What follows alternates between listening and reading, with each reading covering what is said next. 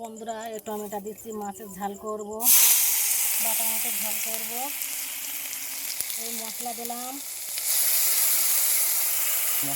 বেটে রাখা মশলা দিলাম, বাটা মাছের ঝাল করব।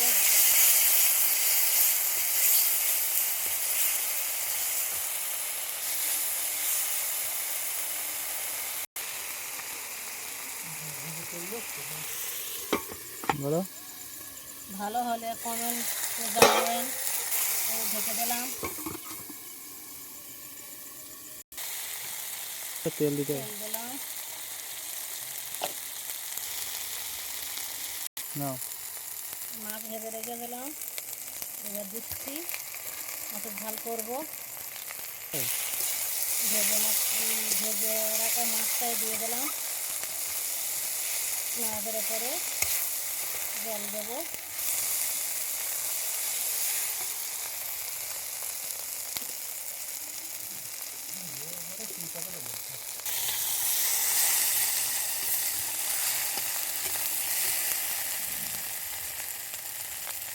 এই জল দিচ্ছি, হয়ে গেছে আমার।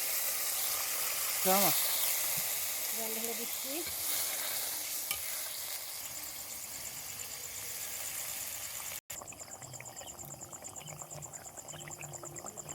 লবণ দিয়ে দিলাম।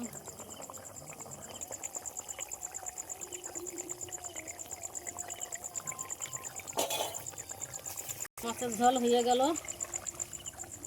যদি ভালো লাগে তো কমেন্টে জানিও।